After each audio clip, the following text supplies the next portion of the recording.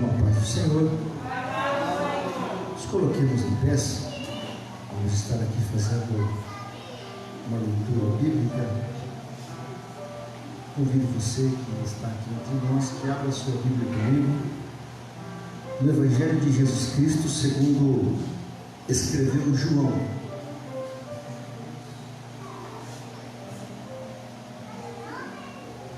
Evangelho de Jesus Cristo segundo escreveu João. Localizando este Evangelho, você abra no capítulo 18 e no versículo de número 40.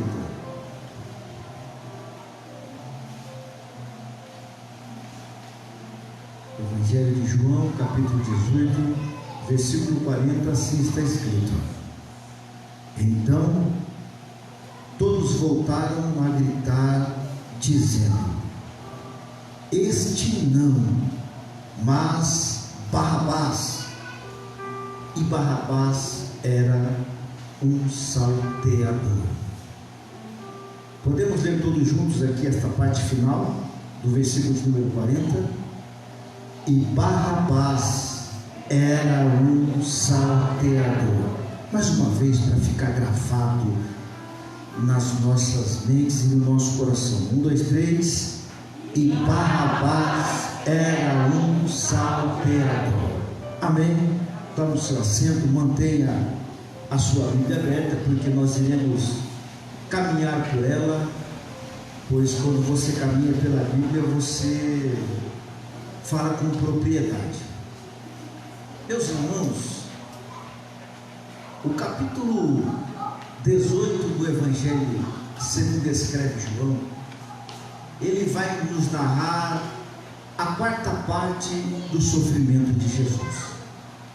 Todos nós sabemos aquilo que Jesus passou por nós, aquilo que Jesus padeceu por nós, aquilo que Jesus sofreu em prol da humanidade.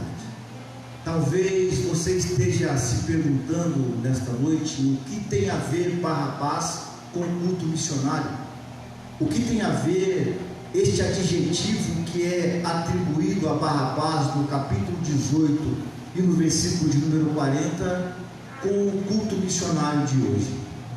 Por isso eu lhes pedi para que mantivessem a sua Bíblia aberta, porque nós iremos aprender com ela, nós iremos aprender com a palavra de Deus. E para tanto eu te peço que, se porventura você estiver portando uma caneta, um papel, anote, pois certamente isso vai ficar gravado no seu coração, vai ficar gravado na sua alma, certamente isso irá agregar conhecimento para a sua vida. Barrabás é um dos personagens que surge na história de uma forma enigmática. Pouco se fala sobre Barrabás. Existem apenas 4 citações de Barrabás na Bíblia Sagrada, sendo uma delas no Evangelho segundo escreve Mateus, uma registrada no Evangelho segundo escreve Marcos, uma no Evangelho segundo escreve Lucas, e por fim, esta que é registrada no Evangelho segundo escreve João. A história nos diz que Barrabás, ele é alguém que surge na história de uma forma contundente, de uma forma em que Jesus estava sofrendo a pior parte da sua condenação, que era o momento em que ele iria ser apresentado diante do povo. Mateus vai apresentar Barrabás como alguém que era conhecido talvez pelo aquilo que ele havia cometido, conhecido talvez pelos crimes que por ele haviam sido cometidos. Marcos vai apresentar Barrabás como um homem que foi preso com outras pessoas, como alguém que havia sido preso devido aos seus delitos, devido aos seus crimes, devido a tudo quanto ele havia cometido, e por isso ele era conhecido diante da multidão que estava em Jerusalém. Lucas vai apresentar Barrabás como alguém que estava preso pelo fato de ter cometido um homicídio, pelo fato de ter participado ele de uma insurreição contra o Império Romano. Logo, nós vamos perceber que os adjetivos que são atribuídos a Barrabás, todos eles são adjetivos pejorativos, são adjetivos que levam a índole de Barrabás, ou que conduz Barrabás a alguém que possuía uma atitude ruim diante de uma sociedade que estava sendo oprimida pelo Império Romano. Nós sabemos, e a história secular vai nos ensinar, que o Império Romano, durante muito tempo, ele oprimiu várias nações, e entre estas nações, uma delas foi Israel. E foi justamente neste período que Barrabás ele ergue-se na história, e ele é apresentado na história não pelo fato de ser alguém que gozava de boa índole, não, mas sim pelo fato de ser alguém que estava preso. E nesta noite, falando acerca de Barrabás, eu quero lhes apresentar as características da igreja na pessoa de Barrabás. As características da igreja na pessoa de Barrabás. E a primeira característica que eu encontro na pessoa de Barrabás, e atribuindo à igreja, é que Barrabás estava preso. A história nos fala que havia um costume em Israel, que em toda a Páscoa alguém era liberado, alguém era liberto, alguém era solto do cárcere, alguém era livre de uma condenação. E conjecturando convosco, acredito eu, que Barrabás naquela época, ele estava aguardando o dia da sua morte. Ele estava aguardando o momento em que ele haveria de ser condenado. Ele estava aguardando o momento em que a pena capital viria contra ele, a ponto de ser crucificado e morto, pelo fato de estar preso, pelo fato de ter se levantado contra o Império Romano, contra o Império que na época estava em evidência. E o fato de estar preso era algo que com certeza o preocupava, porque sabia ele que a qualquer momento, mais hora ou menos hora, chegaria o seu momento, chegaria a sua vez, chegaria a sua hora em que ele iria ser condenado à crucifixão ou à crucificação. Barrabás, a qualquer momento, ele iria ouvir o seu nome ser chamado do cárcere: Barrabás, venha, pois chegou a sua hora. A Bíblia nos fala que quando Jesus está agora, como já lhes falei, no quarto momento, ou no quarto ato do seu sofrimento, ele é apresentado diante de uma turba, aonde estava lá pedindo que crucificasse Jesus, e Pilatos então, ele apela para um salvo-conduto que havia naquela época, que tinha o direito de dar liberdade a alguém que estava preso, pois tratava-se do dia da Páscoa. E Jesus então pergunta àquela turba, àquela multidão, aquele povo que lá estava: quem vós quereis que eu solte? A Jesus o justo, a Jesus o santo, a Jesus que nada cometeu, a Jesus que não cometeu sequer algum pecado? Ou vocês querem que eu solte a Barrabás, aquele que está preso, a Barrabás, aquele que está condenado por um crime que fez a ponto de ser chamado de salteador? Sabe o que a Bíblia vai nos dizer? Que a multidão grita em um brado único, em um brado uníssono, em um brado alto, dizendo: crucifique a Jesus, mas soltem Barrabás. A primeira característica que eu encontro da igreja na pessoa de Jesus Cristo é que nós, antes de sermos igrejas, estávamos presos no pecado, estávamos presos na condenação eterna, estávamos presos no delito da carne, estávamos presos na obra da carne. É por isso que Paulo, quando escreve a sua epístola à igreja de Éfeso, no capítulo 2, e no versículo de número 1, Paulo vai dizer da seguinte forma: e vos vivificou, estando vós mortos em ofensas e pecados. A condenação estava certa para Barrabás. De igual forma, a condenação estava certa para nós. Estávamos presos nas ofensas do pecado, estávamos presos nas amarras, nos aguilhões do pecado, e somente nos restava uma única coisa: a condenação eterna, que a qualquer momento isso cairia e viria contra nós. A primeira característica da igreja igreja é que um dia a igreja também esteve presa, é que um dia nós também estivemos presos, mas o meigo Nazareno, ele se entregou por nós na cruz do Calvário, para que hoje nós pudéssemos estar aqui, livres de toda a condenação, como foi lido aqui nesta noite. Portanto, agora, nenhuma condenação há para os que estão em Cristo Jesus, que não andam segundo a carne, mas segundo o Espírito. Nesta noite eu quero lhe chamar a atenção para este detalhe. A primeira característica da igreja na pessoa de Barrabás é que hoje nós estamos livres do pecado, livres da condenação eterna, livres de tudo aquilo que nos afastava da presença de Deus. É por isso que quando eu olho para a Epístola Universal escrita por Pedro, na sua primeira epístola, no capítulo de número 3, e no versículo de número 18, assim está escrito: porque também Cristo padeceu uma vez pelos pecados, o justo pelos injustos, para levar-nos a Deus, mortificados na verdade na carne, mas vivificados pelo Espírito.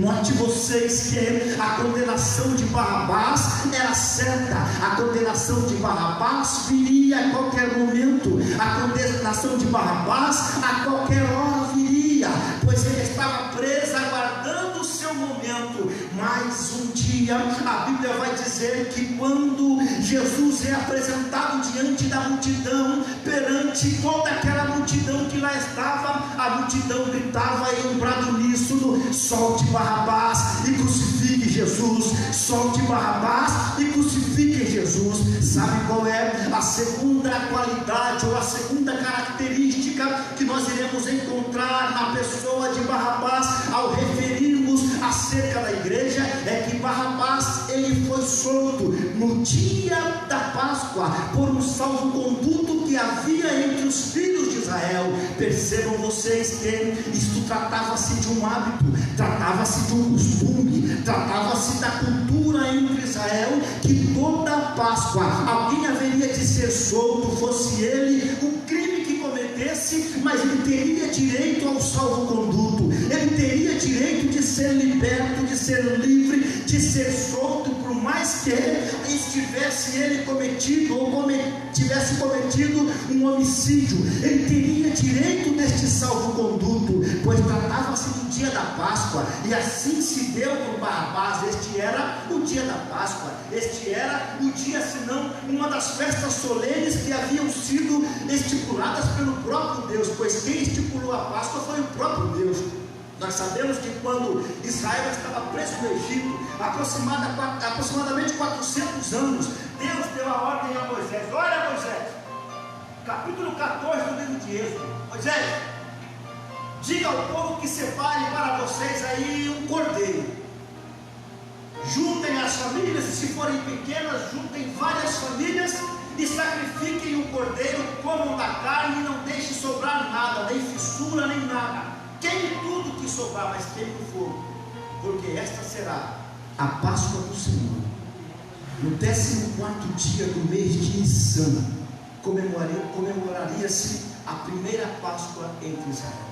Agora perceba um detalhe minucioso do texto: é que a ordem de Deus era única. Peguem um cordeiro sem mancha, um cordeiro sem defeito, um cordeiro imaculado, e este cordeiro será morto, para que os primogênitos, ou para que o povo seja liberto do Pessá, da Páscoa, da condenação dos primogênitos dos filhos dos egípcios. E assim se deu. A primeira Páscoa houve lamento no Egito. Os primogênitos de Faraó morreram, os primogênitos dos egípcios morreram, primogênitos dos animais morreram. Mas pasmem os senhores e as senhoras, nenhum primogênito dos judeus morreu. Sabe por quê? Porque tratava-se do dia da Páscoa, e o sangue havia sido espargido nos umbrais das portas, de tal maneira que o anjo da morte, ou o anjo passou sobre o Egito e encontrou sangue nos umbrais da porta, e eles foram guardados, foram guarnecidos, foram livrados desta condenação. Barrabás estava prestes a ser condenado, mas aquele dia era um dia da Páscoa, e pelo sangue de um inocente, ele iria ser liberado, ou iria ser liberto de uma condenação que iria cair sobre ele. O texto nos fala que quando Pilatos pergunta àquela multidão: a quem vós quereis que eu crucifique? E a multidão, a turma, responde em uma voz única, dizendo: soltem Barrabás, pois era Páscoa. É por isso que o apóstolo Paulo, quando ele escreve a sua primeira epístola aos Coríntios, no capítulo de número 5, e no versículo de número 7, Paulo escreve assim: alimpai-vos, pois, do fermento velho, para que sejais uma nova massa, assim como estáis sem fermento, porque Cristo, nossa Páscoa, foi crucificado por nós. Sabe qual é a segunda característica que nós encontramos da igreja na pessoa de Barrabás? É porque Barrabás ele foi liberado de uma condenação, porque este era o dia da Páscoa, e nós fomos liberados de uma condenação tal, porque Jesus se fez Páscoa por nós, a ponto de ser chamado pelo apóstolo Paulo de Jesus, Páscoa nossa. Sabe por que você está aqui nesta noite? Sabe por que nós nos reunimos aqui nesta noite? Porque, primeiro, nós somos libertos do pecado, fomos libertos de uma condenação que estávamos presos. E a segunda coisa que nos permite estar aqui nesta noite é porque Jesus se fez Páscoa por mim e por você. Você pode adorar a Ele, você é grato a Ele, você pode enaltecê-lo nesta noite, pois foi por mim e por você que Ele se entregou ali na cruz do Calvário, para que hoje nós pudéssemos estar aqui e dizer em voz única que Ele é santo, santo, santo, e que Ele é digno da minha e da tua adoração. Então, se você veio aqui para adorar, eu te convido para adorá-lo com toda a sua força, com toda a veemência, com tudo aquilo que você trouxe para oferecê-lo. Eu te convido para entregar a Ele nesta hora. Aleluia, glória a Deus. A terceira característica que nós encontramos na pessoa de Barrabás, referindo-se à igreja de Cristo, está especificamente no nome de Barrabás. O nome de Barrabás, ele nada mais é do que a junção de dois prefixos hebraicos, aramaicos, melhor dizendo. Bar somado de Abba. Bar significa filho, Abba significa pai, ou seja, o nome Barrabás significa filho do pai. Agora entendam o contexto da história. Jesus Cristo está lá diante de toda aquela multidão, diante de toda aquela turma, já havia sido acometido de várias coisas, já havia sofrido vários açoites, já havia passado por várias instâncias de julgamento, e ele está agora na quarta esfera do seu sofrimento. Estava diante daquele que representava o Império Romano, a saber, Pilatos, aquele que tinha autonomia para livrá-lo daquela condenação, aquele que poderia tirá-lo daquela situação a qual ele estava. Ele estava diante de uma turba enfurecida, diante de uma turba que queria de qualquer forma que ele fosse condenado. Ele estava ali, já havia sido açoitado, já estava praticamente prestes a caminhar para a sua trajetória final. Aí é apresentada aquela multidão Barrabás, o salteador, Barrabás, o homicida, Barrabás, o insurreto, Barrabás, aquele que se levantou contra o Império Romano, alguém que, olhando pela ótica jurídica, não deveria ser solto em momento algum, pois ele havia infringido a lei romana, havia infringido a chamada Pax Romana, e pela lógica e olhando pelo viés jurídico daquela época, ele não teria esse direito de ser absolvido de uma condenação. Mas como nós aprendemos hoje, tudo está na história. Deus escreveu a história de todos nós, e o nome de Barrabás não foi em vão. Quando Barrabás ele é apresentado diante daquela multidão, o presbítero Jonathan, e aquela multidão brada em alto e bom som: solte Barrabás e crucifiquem Jesus. Mateus vai dizer no capítulo de número 27, no versículo de número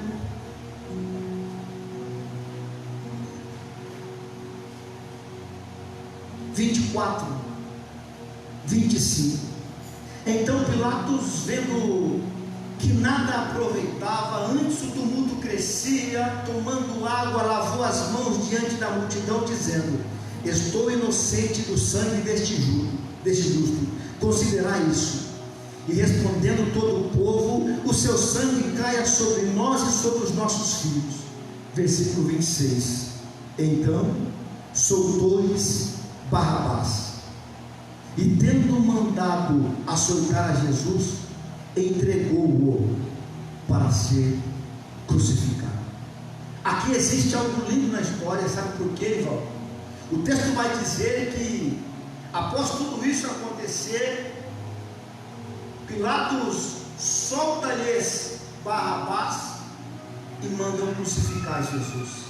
Agora me entenda, por favor, e prestar minha atenção no seguinte: quando Barrabás é solto e Jesus é crucificado, houve ali uma inversão muito grande de valores. Por quê? Alguém que até então havia acometido crime contra o Império Romano estava sendo livre, e Jesus, que não havia sequer cometido nada que o contradissesse, estava sendo condenado pela pior das condenações que havia naquela época, que era a crucificação. Mas o texto vai dizer que soltaram Barrabás. Olha que interessante. Quando Barrabás foi solto, o significado do nome de Barrabás é filho do Pai. Através da crucificação de Jesus, os filhos do Pai estavam sendo libertos de uma condenação. E por isso que nós estamos aqui nesta noite, porque um dia Jesus foi entregue por nós na cruz do Calvário, para que hoje nós, os filhos do Pai Celeste, pudéssemos estar aqui adorando aquele que é digno de toda adoração, adorando aquele que é digno de todo o nosso louvor, adorando aquele que um dia se entregou por nós, adorando aquele que um dia foi morto, mas que hoje está vivo e vive para todo sempre, e que brevemente voltará para levar para si um povo seu, lavado e remido de boas obras, um povo seu que foi conquistado lá na cruz do Calvário, pois a cédula que nos era contrária foi cravada lá na cruz do Calvário, quando ele deu o brado: tetelestai, está consumado. Quando ele deu a sétima palavra da cruz, ele estava dizendo que hoje os filhos do Pai, a igreja do Senhor, passou a ter livre acesso ao Deus eterno, e hoje pudesse estar aqui adorando ao Rei dos Reis e ao Senhor dos Senhores. Portanto, eu te convido para adorá-lo nesta noite.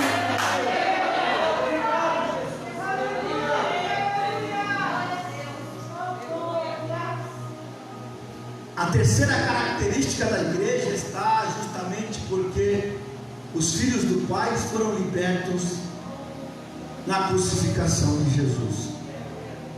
Se nós encerrássemos por aqui, nós não iríamos ver nada que conduza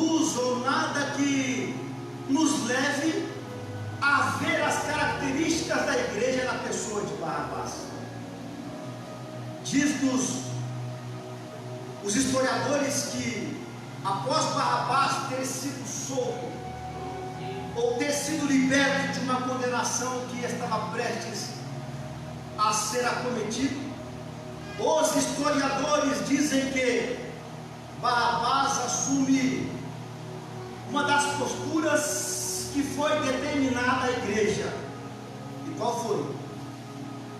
Ide por todo mundo e pregar o evangelho a toda criatura. Dizem os historiadores que Barrabás, após ter sido livre de uma condenação que estava prestes a vir contra ele se tornou um dos maiores pregadores, ou um dos que mais falaram do nome de Jesus Cristo no seu tempo. Historiadores como Flávio José, como Eusébio de Cesareia, homens que marcaram o seu tempo, testemunharam acerca disso, pois ele tomou para si uma causa. Pois pensem vocês, e parafraseando agora entre nós que estamos aqui, imaginem Barrabás chegando para alguém e dizendo: hoje não era para eu estar aqui, eu só estou aqui porque eu, que havia cometido um crime contra o Estado, pela condenação de um inocente, eu fui livre.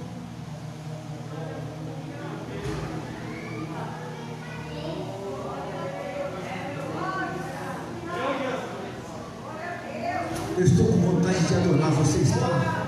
Aleluia.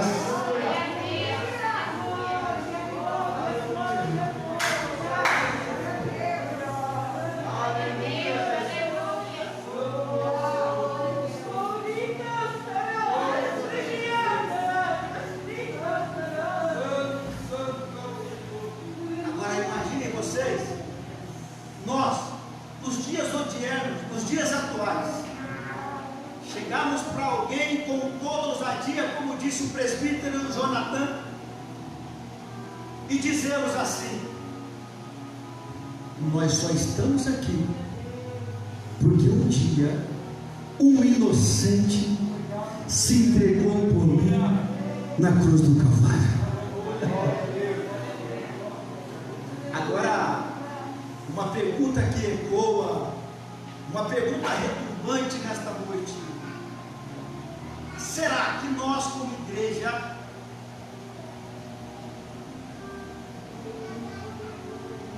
estamos retribuindo tudo que Jesus fez por nós? Olha uma escala. Primeiro, Barrabás estava preso, nós estávamos presos no pecado. Segundo, Barrabás foi liberto pelo indulto da Páscoa. Jesus se fez Páscoa por nós. Terceiro, o Filho do Pai foi liberto através da crucificação de Jesus. A igreja foi livre de uma condenação através do sacrifício de Jesus na cruz do Calvário. E quarto, os historiadores vão dizer que Barrabás, ele tomou para si esta causa, ele tomou para si este atributo, esta atribuição, e se transformou em alguém que mencionava aquilo que aconteceu. Agora, faça uma introspectiva na sua vida hoje. Quem você era? O que você fez? Qual não era o seu destino? Qual não era a situação que você se encontrava outrora e qual é a situação que você vive hoje? Você por si só não teria capacidade de fazer um sacrifício tal a ponto de te livrar de uma condenação que há de vir em toda a humanidade. Você por si só não seria capaz de realizar um sacrifício tão completo a ponto de ser merecedor de ser chamado servo de Deus. A lei dava o direito apenas ao sumo sacerdote adentrar ao lugar santo dos santos apenas uma vez por ano, no dia chamado dia da expiação, onde matava-se o cordeiro e derramava o sangue sobre a tampa do propiciatório. E isto era uma cobertura, apenas cobria, pois todo ano tinha que repetir o mesmo caso. Aí chega Jesus, o sacrifício perfeito. Ele é crucificado por nós, é entregue por nós. A Bíblia diz que alguns acontecimentos se deram no ato da crucificação, e uma delas é que o véu do templo se rompeu de alto a baixo. E hoje, eu e você, você e eu e você e eu, nós, igreja, temos direito, temos liberdade para nos prostrarmos diante dele e dizer assim: Deus, muito obrigado pela minha família, como foi dito pela Elô. Deus, muito obrigado pela minha salvação. Deus, muito obrigado pelos meus filhos. Muito obrigado pela igreja que eu congrego. Deus, muito obrigado por fazer parte do corpo de Cristo.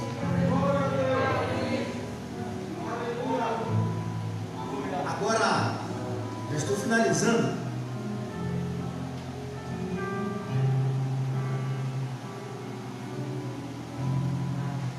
Romanos capítulo 8 foi lido aqui nesta noite, e eu faço questão de ler novamente.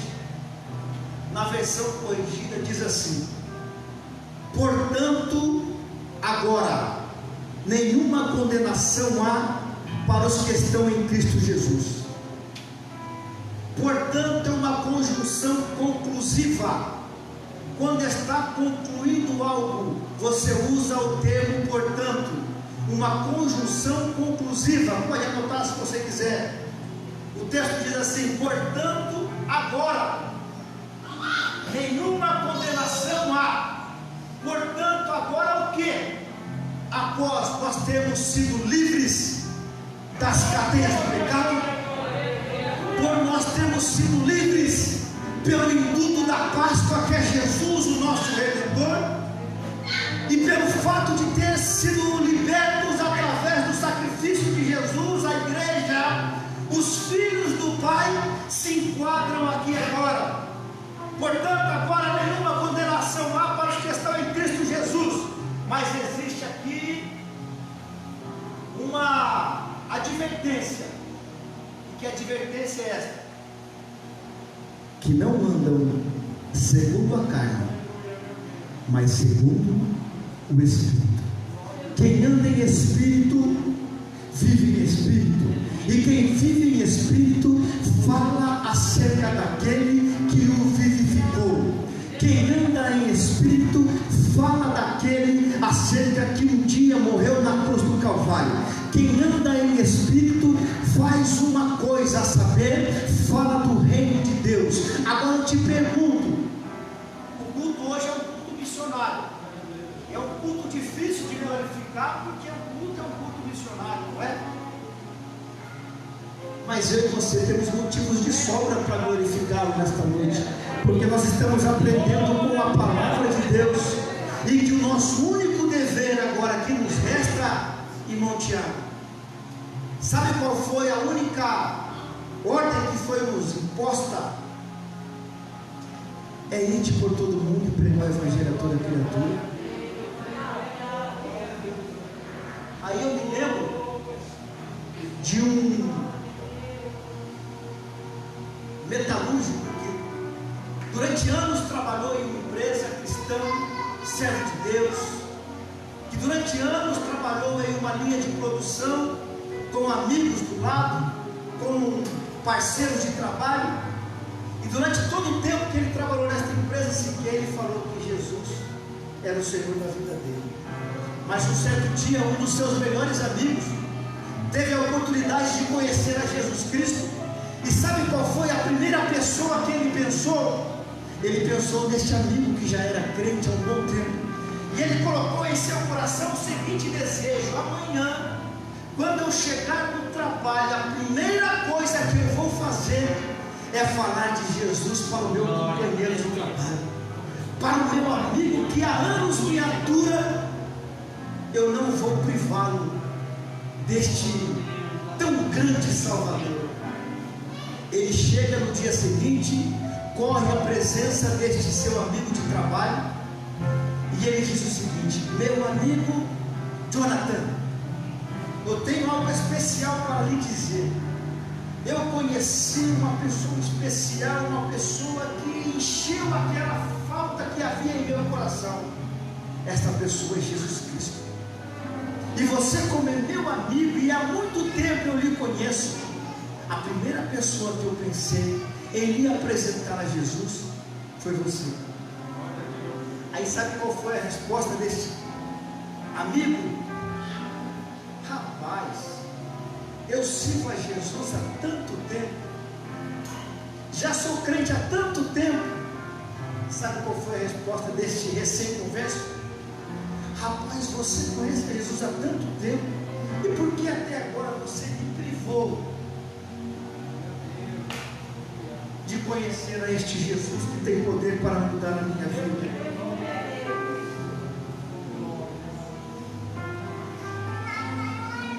Agora eu pergunto a vós outros: será que nós não estamos privando alguém de conhecer a Jesus? Qual tem sido a nossa postura? Preste bem atenção, por favor. Qual tem sido a nossa postura diante desta sociedade que está aí caminhando a passos largos em direção ao inferno? Nós temos tido uma postura de pessoas que ainda estão presas, de pessoas que ainda estão caminhando para a condenação, ou estamos nos portando como pessoas que alvoram perdões de vitória, que alvoram o nome de Jesus Cristo como o nosso baluarte? Esta é a pergunta que eu quero deixar a vocês. Esta é a introspectiva que eu quero que vocês façam hoje. Por exemplo, iniciamos o ano de 2021, já estamos caminhando quase que para a segunda quinzena do mês de janeiro. Você já falou de Jesus para alguém no ano de 2021?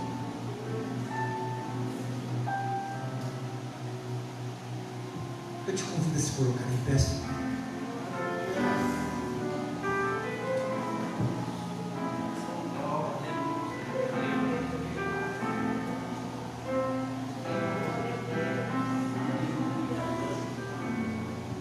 Nós temos um vídeo aqui muito interessante e muito instigador. Um vídeo que nos instiga.